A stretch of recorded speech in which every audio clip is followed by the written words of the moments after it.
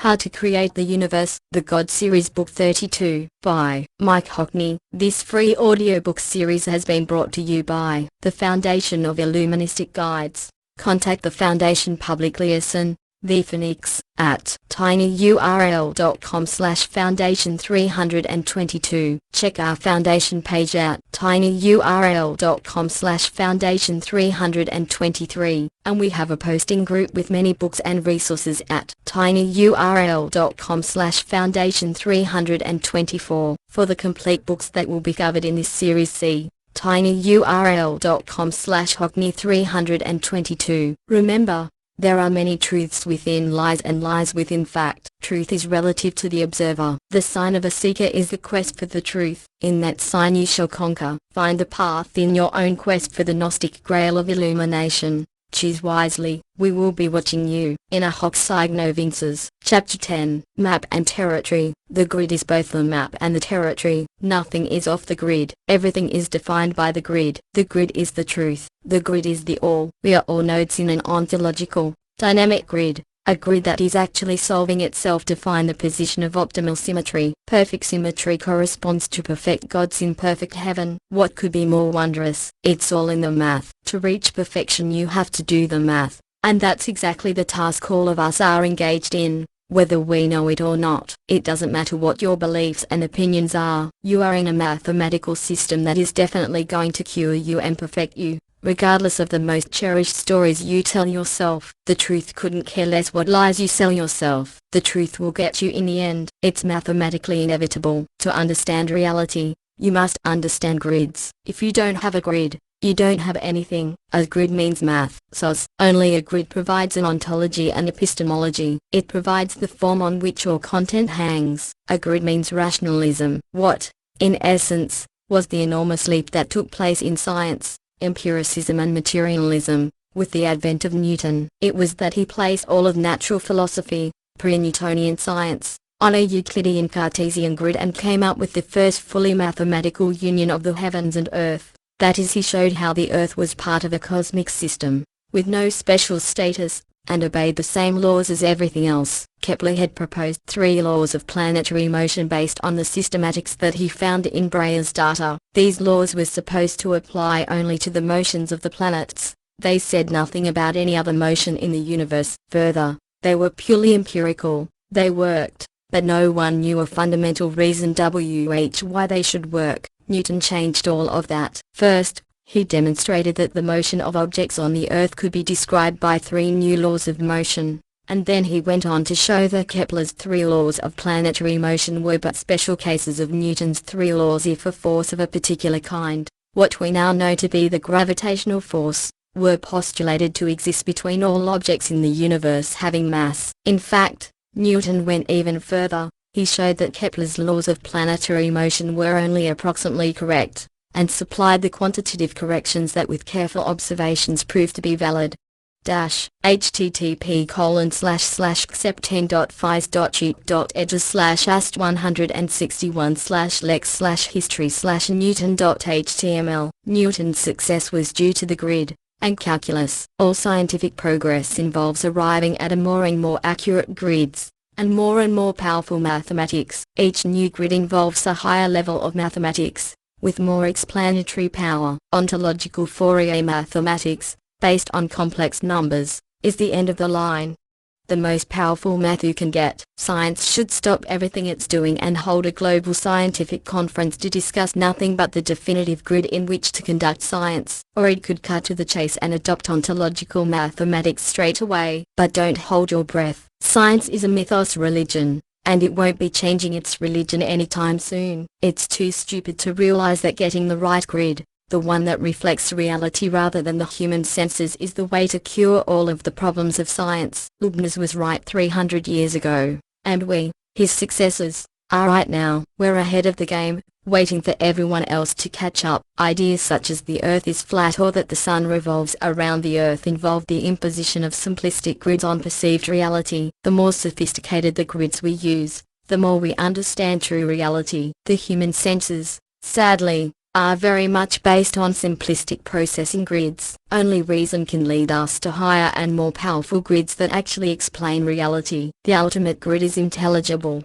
not sensible. H bar, comma is equal to the Planck constant divided by 2. The calculus of limits. Suppose f is a real valued function and c is a real number. The expression means that fx can be made to be as close to L as desired by making x sufficiently close to c. In that case, the above equation can be read as the limit of f of x, as x approaches c, is L. August and Louis Corky in 1821, followed by Karl Weierstrass, formalized the definition of the limit of a function as the above definition, which became known as their E.D. definition of limit in the 19th century. The definition uses e, the lowercase Greek letter epsilon, to represent any small positive number, so that fx becomes arbitrarily close to L means that fx eventually lies in the interval L plus e, which can also be written using the absolute value sign as vertical bar fx. L vertical bar e. The phrase as x approaches c then indicates that we refer to values of x whose distance from c is less than some positive number d, the lowercase Greek letter delta, that is, values of x within neither c, d, c, or c plus d, which can be expressed with 0 less than vertical bar x, c vertical bar greater than d. The first inequality means that the distance between x and c is greater than 0 and that x equals c, while the second indicates that x is within distance d of c.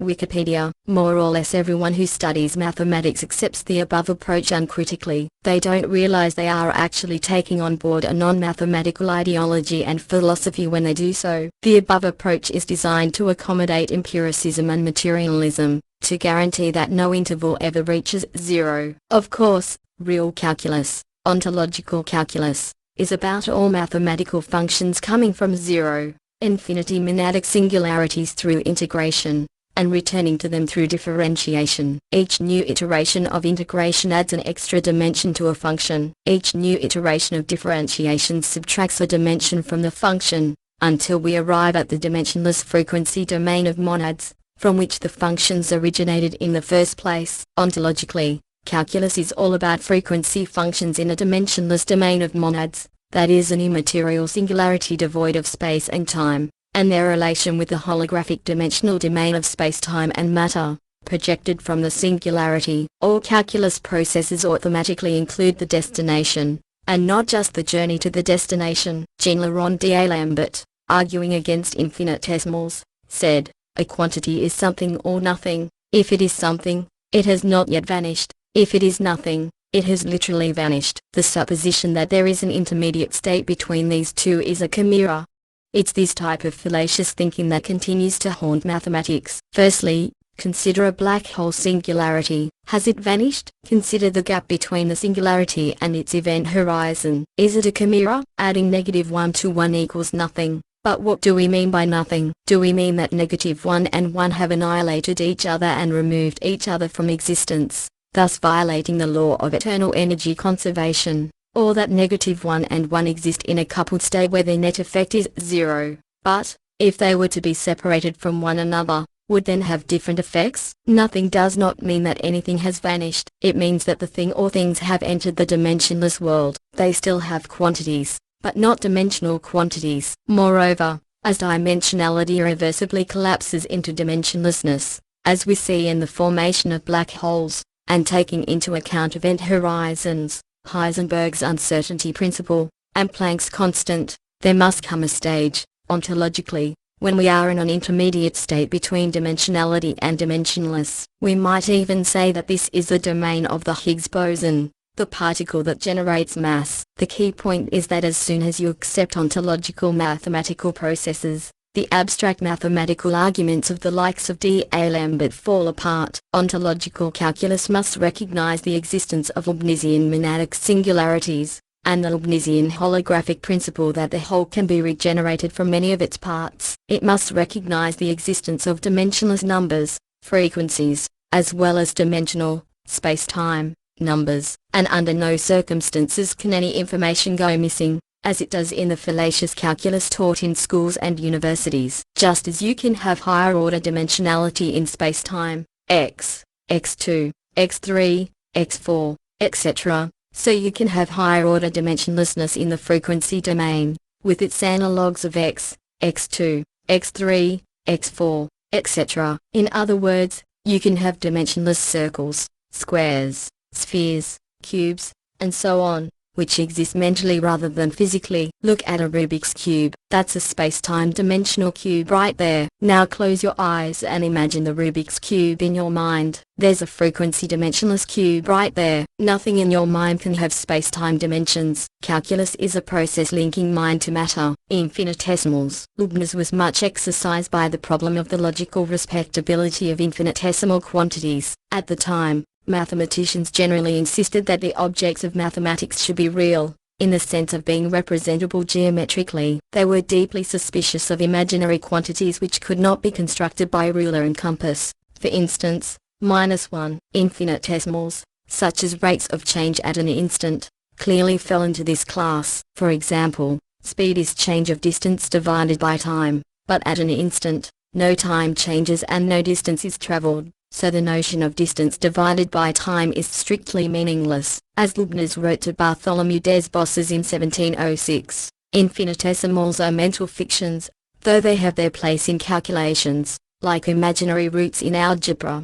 George MacDonald Ross, Leibniz. When you perform any mathematical operation at an instant, you are really dealing with the dimensionless version of the function, the mental analogue of the physical function. Although Leibniz went along with the prejudice that infinitesimals needed a geometrical foundation, the route by which he arrived at the calculus was algebraic rather than geometrical. His discovery arose from the concept of an infinite series converging on a limit. The differential calculus was a technique for determining the limit of such a series, and the integral calculus for finding its sum. Leibniz discovered that the gradient of a curve at a point, corresponding to a rate of change at an instant, could be treated as the limiting value of an infinite series generated by the gradients of shorter and shorter straight lines. It was from this that he developed the process of differentiation as a general technique. Similarly, the area under a curve could be treated as the sum of an infinite series generated by the varying lengths of infinitely many, infinitely thin strips under the curve. It was the generalization of this process which led to the technique of integration.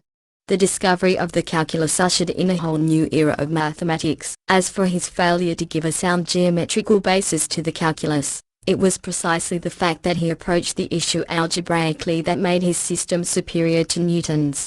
George MacDonald Ross, Leibniz. Leibniz's version of calculus was algebraic, mathematical. Newton's geometric, allied to physics. Although the mathematics community followed Leibniz's much slicker system and notation, it nevertheless retained the propensity to try to physicalize calculus in terms of dimensionality, space-time, sensory realism, and so on. That is, it applied a materialist, empiricist philosophy to calculus. Monads, dimensionlessness, and infinitesimals were all rejected. The mathematics community, like the scientific community, refused to accept rationalism and idealism. It refused to accept that an infinite series converging on a limit reaches that limit in the monadic singularity.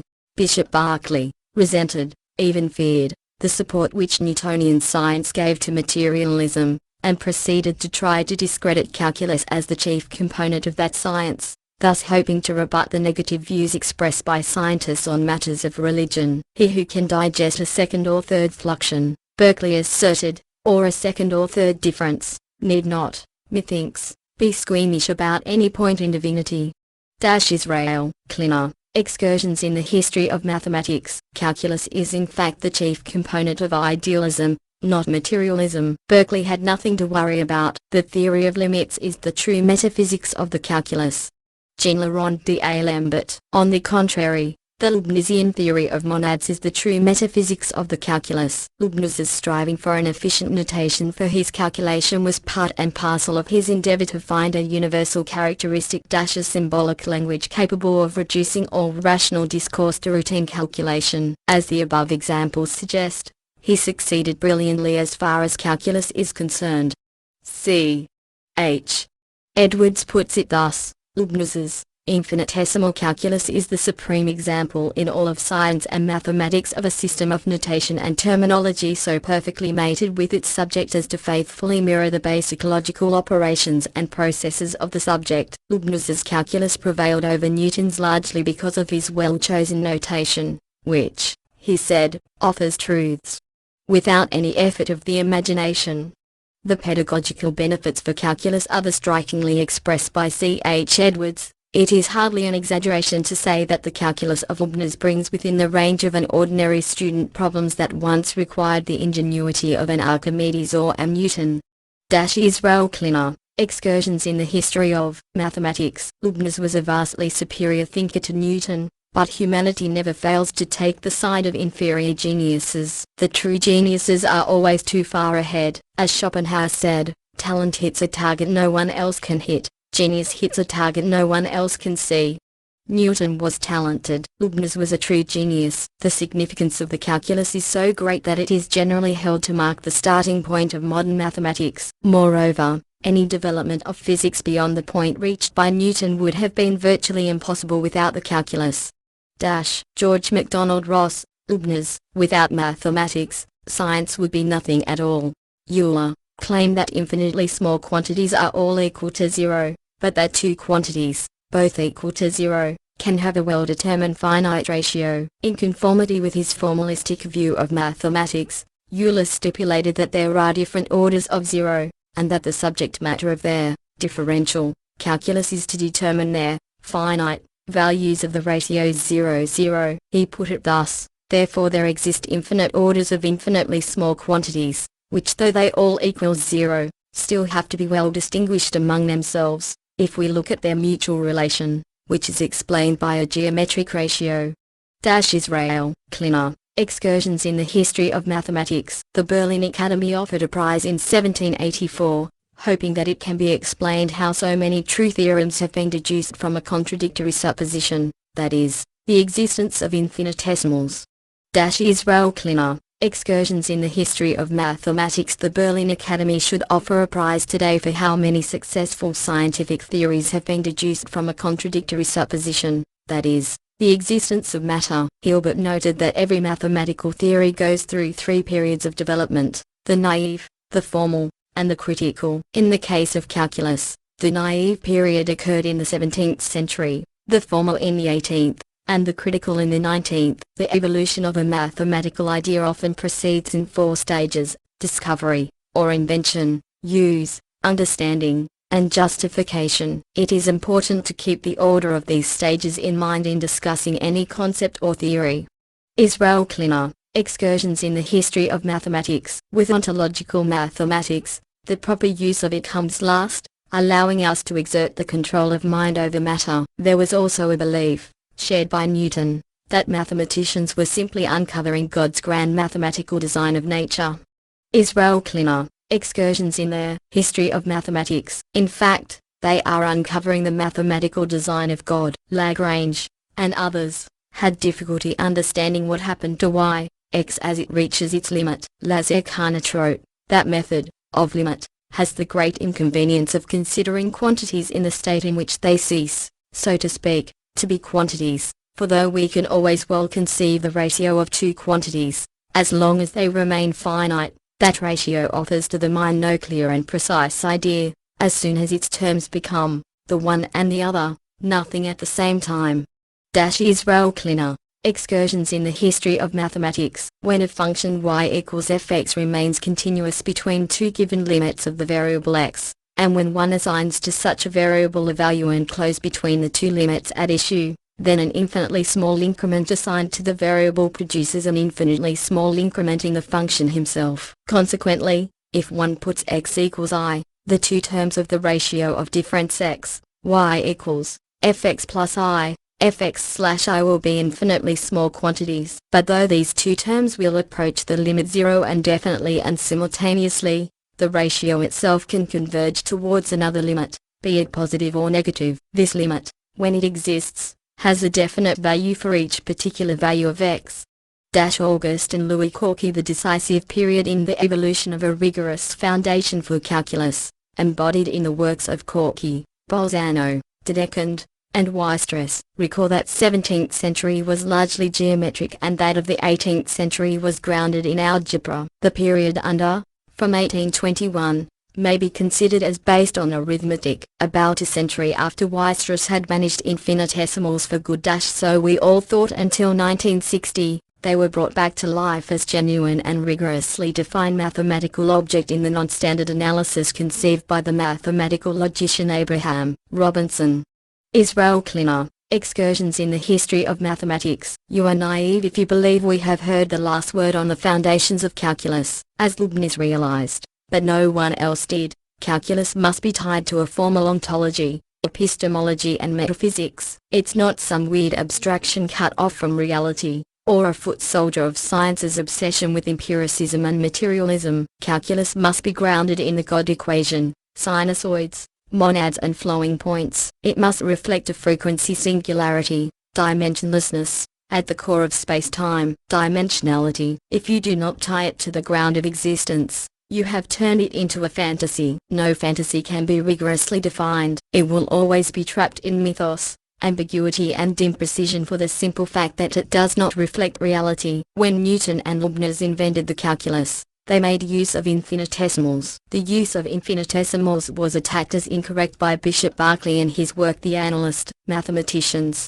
scientists, and engineers continued to use infinitesimals to produce correct results. In the second half of the 19th century, the calculus was reformulated by Augustin Louis Cauchy, Bernard Bolzano, Carl Weierstrass, Cantor, Dedekind, the others using their E.D. definition of limit and set theory, while the followers of Cantor, Dedekind, and Weierstrass sought to rid analysis of infinitesimals, and their philosophical allies like Bertrand Russell and Rudolf Carnap declared infinitesimals to be pseudo-concepts. Hermann Cohen and his Marburg school of Neo-Kantianism sought to develop a working logic of infinitesimals. The mathematical study of systems containing infinitesimals continued through the work of Levi Civita, Paul Du Bois-Reymond, and others, throughout the later 19th and the 20th centuries, as documented by Philip Ehrlich, 2006. In the 20th century, it was found that infinitesimals could serve as a basis for calculus and analysis. See hyperreal numbers. The system of hyperreal numbers is a way of treating infinite and infinitesimal quantities. The hyperreals, or non-standard reals, are an extension of the real numbers R that contains numbers greater than anything of the form 1 plus 1 plus 1. Such a number is infinite, and its reciprocal is infinitesimal.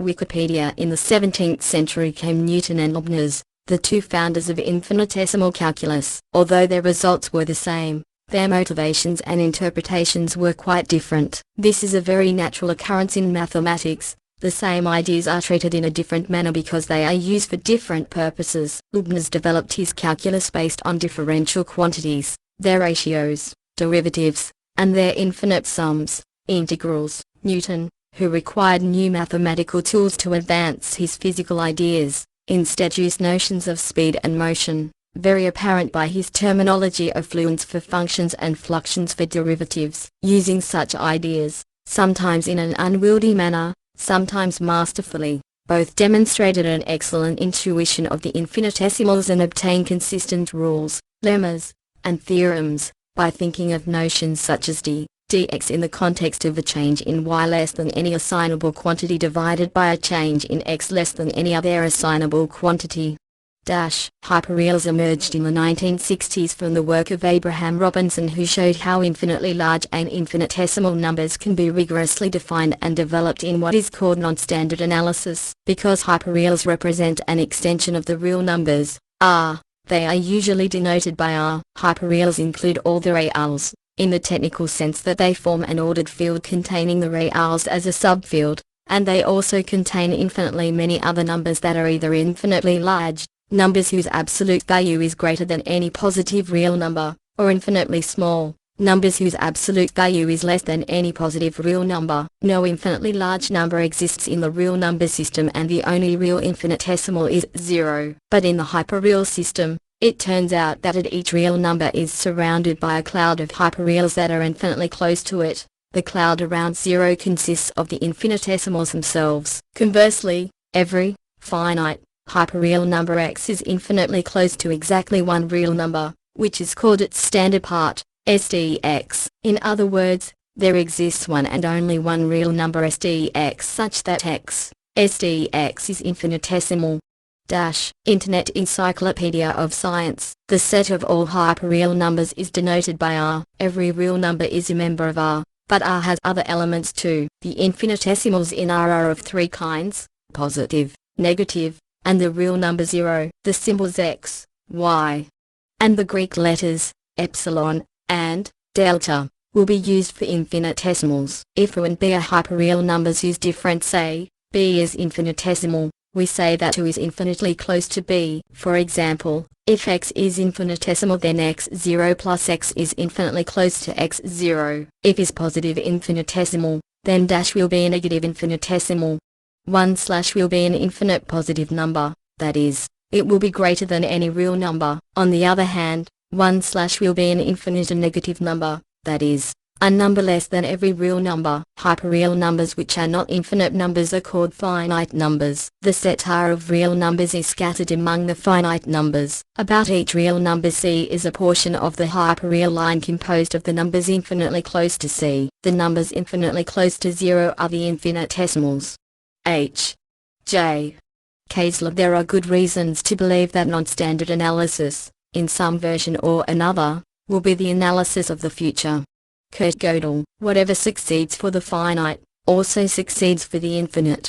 Leibniz. A fundamental conceptual breakthrough, still with us today, was achieved by Euler around the mid-18th century. It was to make the concept of function the centerpiece of calculus. Thus calculus is not about curves, asserted Euler, but about functions. The derivative and integral are not merely abstractions of the notions of tangent or instantaneous velocity on the one hand and of area or volume on the other. They are the basic concepts of calculus, to be investigated in their own right. Euler was not the first to introduce the notion of functions, but he was the first to make it central by regarding calculus as the branch of mathematics that deals with functions.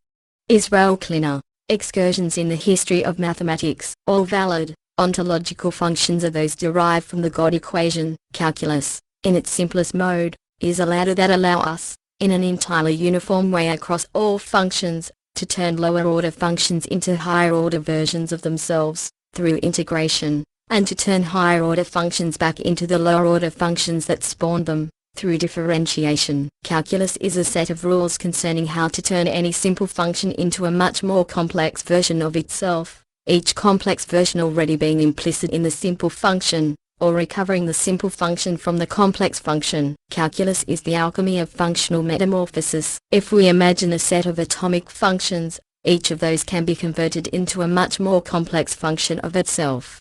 Similar, in some sense, to the much more complex higher orbitals that are available to an electron in an atom as we supply more and more energy to the electron. Calculus tells us how to go up and down the functional ladder. Simple and higher order functions exist in both the dimensionless frequency domain and the dimensional space-time domain. Dimensionless motion, kW. Hard to understand dimensionless motion. Dimensional motion is motion taking place in the dimensional domain of space-time, the material world, and is studied by science. Dimensionless motion is motion taking place in the dimensionless domain of frequency, the mental world, and is studied by mathematics. Infinitesimal extension, kW. Hard to understand infinitesimal extension. The notion of the infinitesimal is one of the most controversial in mathematics. Some things have no extension, monads, for example, while other things have extension. Atoms, for example, things that have a tiny extension, close to no extension at all,